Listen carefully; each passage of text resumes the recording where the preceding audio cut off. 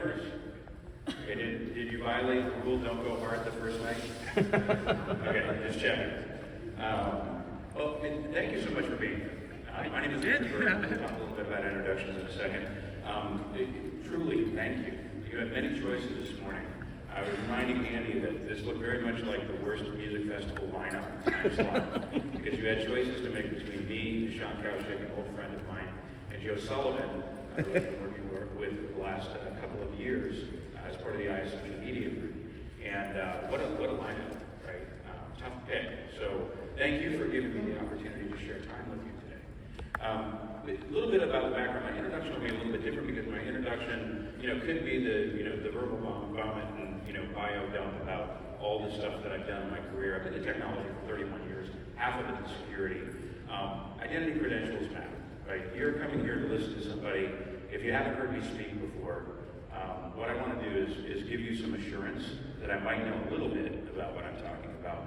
The only thing that matters in my background from a career standpoint was in about 2010, I consolidated the centralized identity at a little company called JPMorgan Chase. And in managing that kind of scale and size, I accidentally learned a lot about identity. I literally took a job and I didn't know anything about identity at the time. And the reason why that happened is because nobody wanted that job. Still, so many years later, people don't want the identity job. Different conversation for a different day. I always like what Einstein said about mathematics. He said, if you think you have problems with math, consider mine. If you think you have problems with identity, consider what it was like to centralize with no SSO, no federation, no unified authentication back in 2009, 2010, across 350,000 employees. I'm not an expert.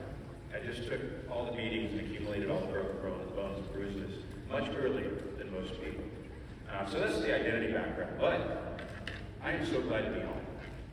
Because in 2018, I was called as a backup speaker to do a keynote at then Cloud Identity Summit in Boston. And I had never done a keynote in front of a large crowd. And all of a sudden, I'm called up. And I had an opportunity to talk about cloud security at the time. And somebody stopped me in the hall. And the person who stopped me in the hall after I'd given the keynote was Andre Durand. And 6 months later, I would end up being part of the Ping Identity team. So I left the corporate world after 25 years. I've now been in startup and solutions ever since. I spent 3 years at Ping, part of the pre-IPO to IPO team. I was Chief Customer Information Officer. I keynoted 3 more times at Identiverse events. And I've been gone for a couple of years. And I'm glad to be back. This is my community, my home, and I'm super pleased to be here. The next stop that I made after Ping, it's kind of funny to see all the NHI labeling, because it's going to come back into this presentation in just a second. I was at a company that was in third-party access control before NHI became a tag. It was a really interesting experience because I never believed in a world where there wasn't unified identity. I didn't believe in a workforce with CIAM. If you go to work at a company like Southwest, there's 8 different identities for the same customer across their business lines, their freight lines, their personal flying lines. I never really understood why we did that, right? But this idea of starting to manage the identities of other entities was a place that I got to play in for a couple of years. And then I moved into API security for the last 2.5 years or so. Now, why doesn't an identity guy move into API security? Well, I'm not really 100% an identity guy. My first half of my career was IT operations, and everything to me is a transaction. And I was fascinated on how things were happening in the virtualized layer. And then because I got deep into API security, I also got deep into the very beginnings of AI. So hopefully I've established a little bit of credentials around, why, it's worth your time to come and sit here and listen to this particular topic, right? I always like to say there are no experts in AI today, in any feature or function of it. However, in the land of the blind, the one-eyed man is king. Knowing some about AI puts you ahead of many people in our industry. So I do encourage you to learn as much as you possibly can about AI and what it's doing, where it's going. I'm not an AI hype evangelist. As a matter of fact, I'm a dirty, nasty skeptic when it comes to a lot of aspects of AI. We'll talk about that a lot. But yeah, I did drink a lot of beer. This is actually my son. I'm so proud of this. This morning I posted up the RSA YouTube release. My son and I, just a few weeks ago, he is a doctor in psychology. My other son is a mini dachshund. And my son and I did the first father and son presentation at RSA. And we actually talked about damages, the impact of the digital self-image for adolescents and vulnerable populations. AI factored into that heavily. And so, a ton of fun, and like I said, added Alfredo to the family.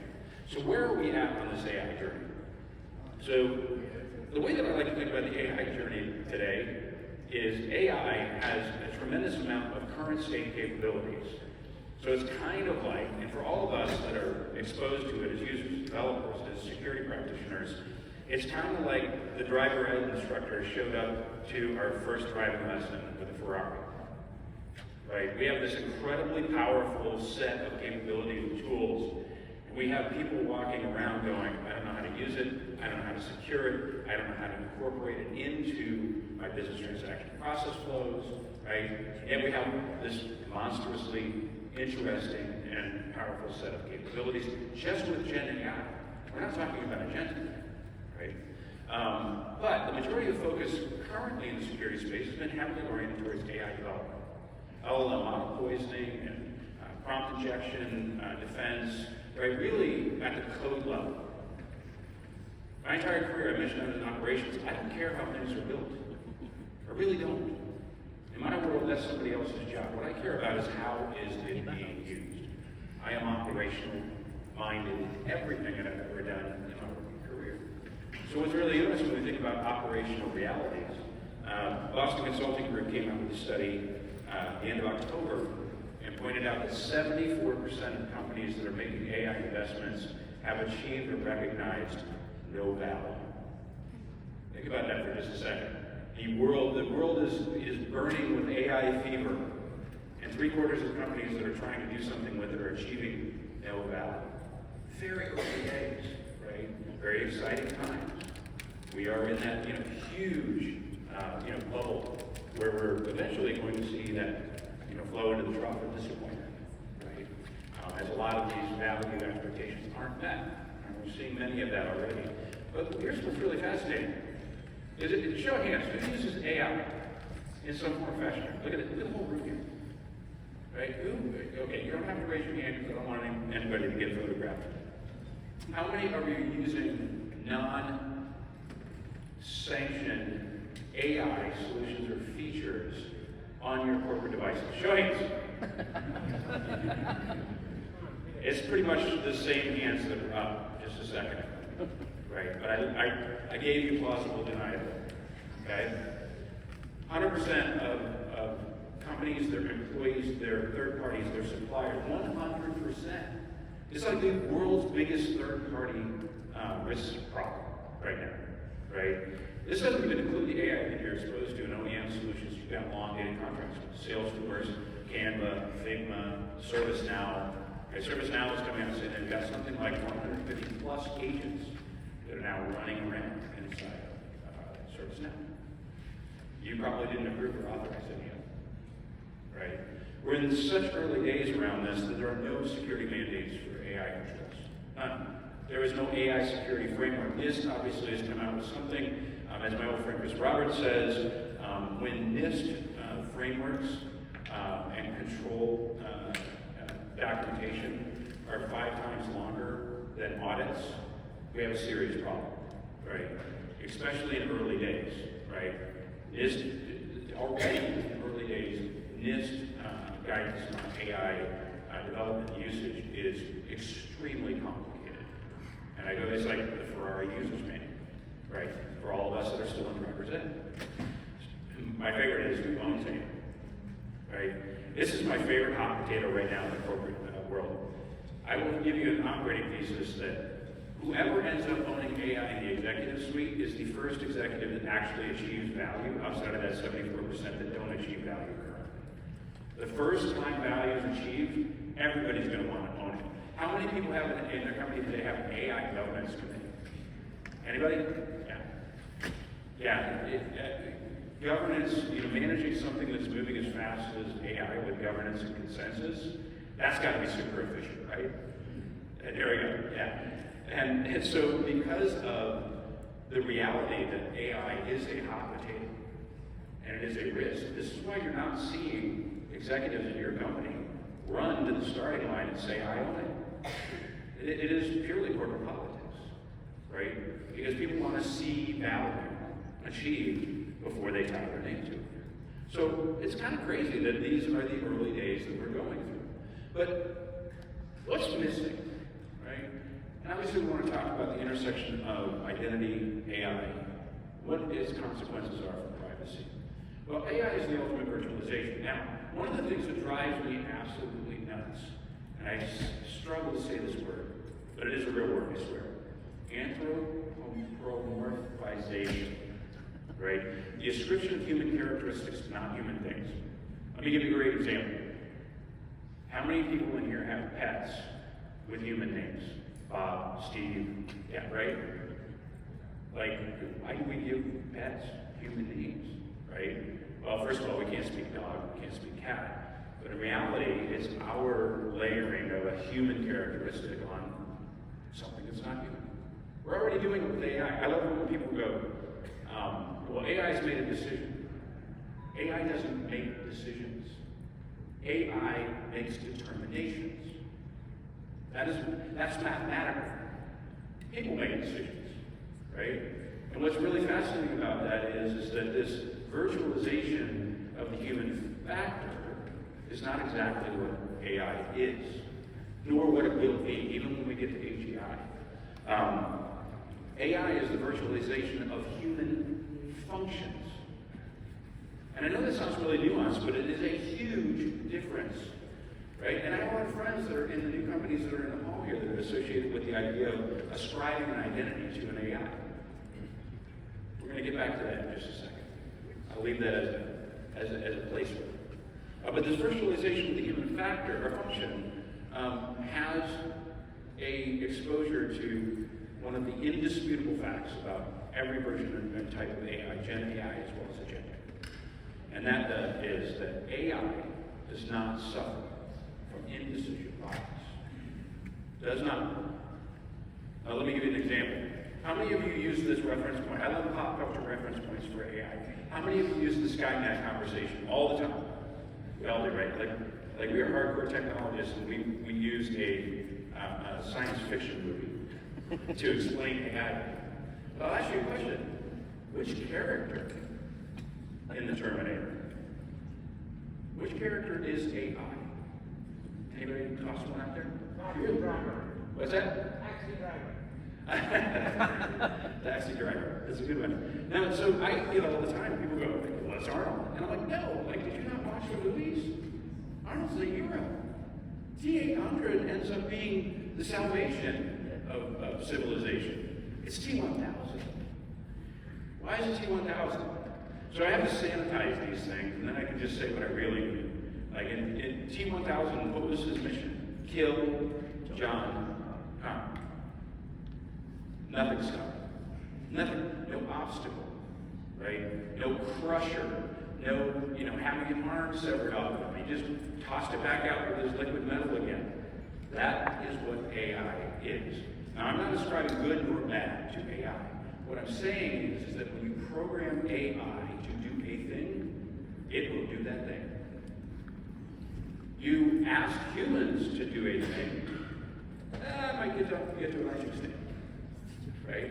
So this lack of indecision bias creates a situation where a decision, a determination is made by an AI, and it does so without any regard for good, bad, black, white, gray.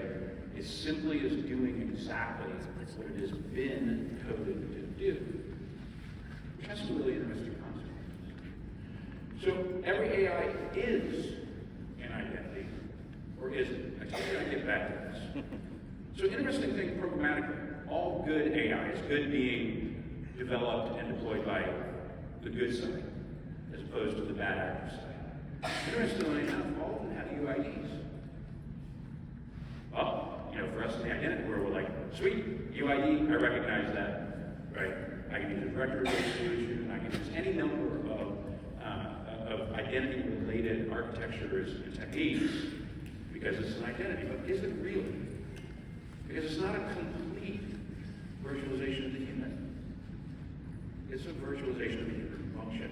Matter of fact, one of the best things I heard last week from a CISO at the healthcare network, he said, lately I've just realized that AI is RPA 2.0 and ETL 5.0.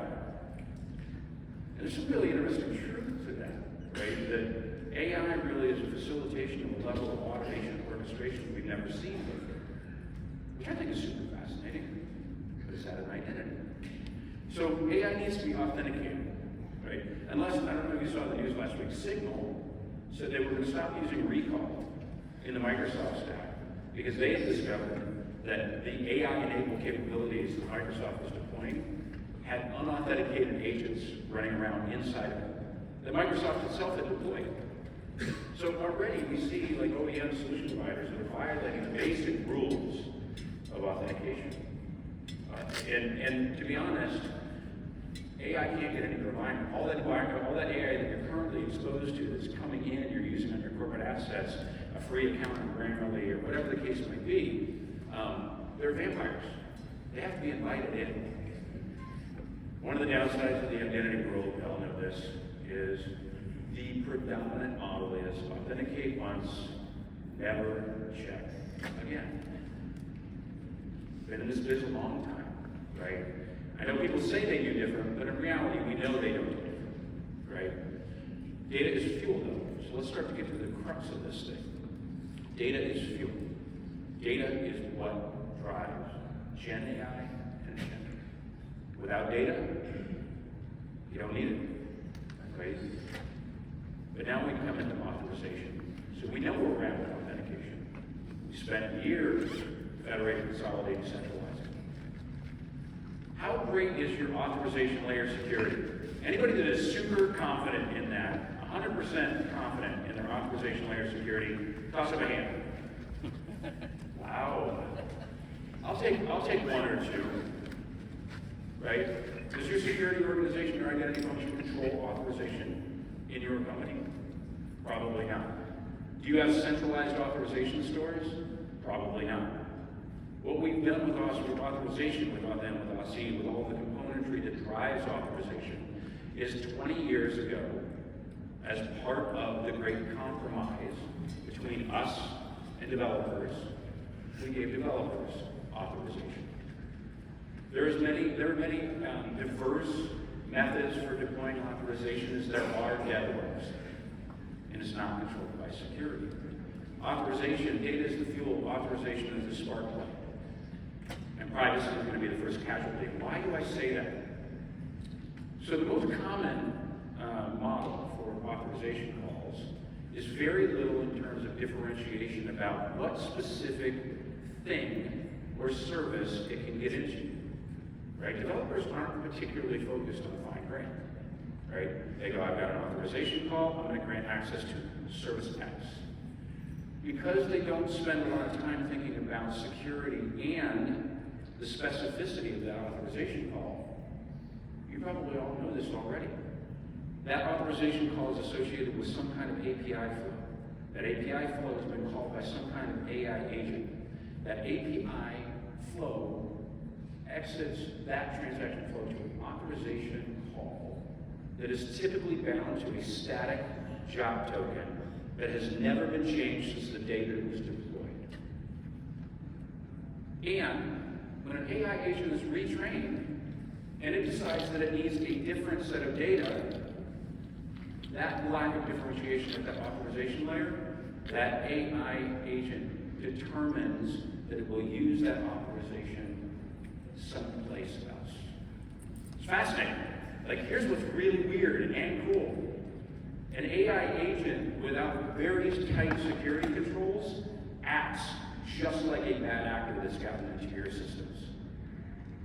They look for entitlements, grants, privileges that are not assigned to them, that will allow them to be T1000 and complete that mission.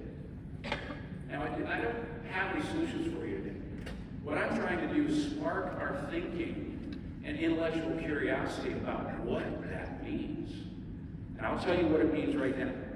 What it means right now is the first large-scale deployments in AI in corporations relative to agentic, right, not Gen AI, are going to blow apart all the sins of the past relative to data security and identity security. Going to blow it apart. We are going to see business resiliency problems where people are trying to recover from AI agents that, with unintended consequences, did stuff that we didn't expect them to do. I'll give you a great example of this. I was talking to a CISO a couple weeks ago. So we had to go find everyone who was using unsanctioned AI in an organization, because we had to find the one person who ended up being a financial analyst who was super interested in the compensation of everybody in his department. So he built a little AI service to go out there and fetch that. You know what it fetched? Anybody have an idea? Everybody's compensation in that company. You know who got super interested in that real quick? The CEO. My conversation with that person went like this: you know, that wasn't an AI problem. That standing, persistent, excessive privilege was already inside your four walls. AI did what it was supposed to do. It found it to complete its mission. It couldn't differentiate between one record and thousands of compensation methods, right? So think about these consequences relative to privacy.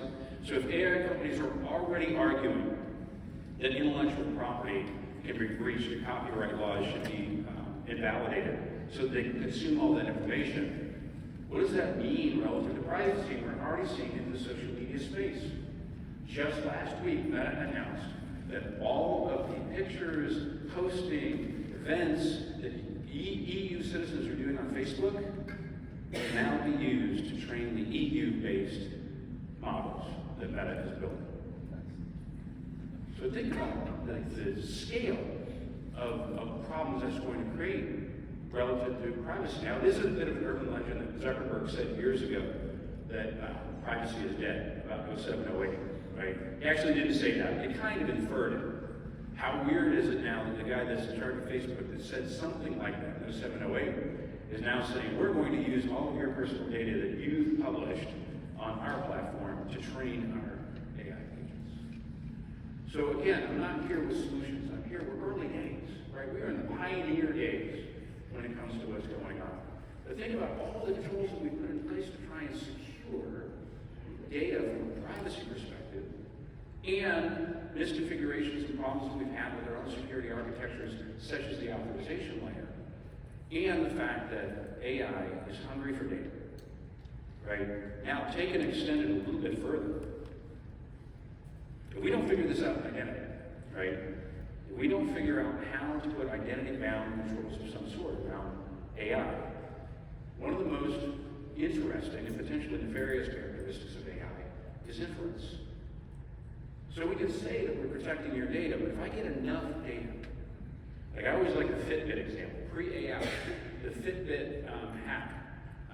Bad actors in antagonistic nation states were able to figure out where all of our classified military installations were, because they took all of the data that they stole from Fitbit, and they were able to infer the locations based upon concentrations of fitness readings in very strange locations. That's inference. AI does it extremely well. So what happens when it has anonymized data that is supposedly being protected from all of these different major platforms in our corporations, and AI begins to figure it out? The level of precision in which it can pinpoint you individually is going to be incredibly scary, right? And again, let's think about what it means in terms of our identity security. The last thing that I'm going to leave off with is, first of all, if you want to connect with me, I'm a resource in the market. This is my job. This is what I do. But the last thing I'll leave off with is the identity guy is going to stand here and tell you, is it a service account or is it an identity? And what the identity guy is going to tell you here is the guy with a lot of opinions, I don't know yet, right? I'm kind of wondering in identity if one of the things that we've had a problem with, I'll go back to the NHI example. How did NHI become a thing just in the last 2 years when contractor identities have been a problem for the last 35? right? Because in identity, one of our problems and observational bias issues is we don't do a good job of understanding a new entity when it arrives. We try and treat everything as the same kind of thing. But maybe AI is different, and it requires a different way of thinking about how we do identity controls around an entity that we've never seen before. So I'll leave you with that thinking. Thank you so much for your time. If I can be of help in any way, don't hesitate to reach out to me.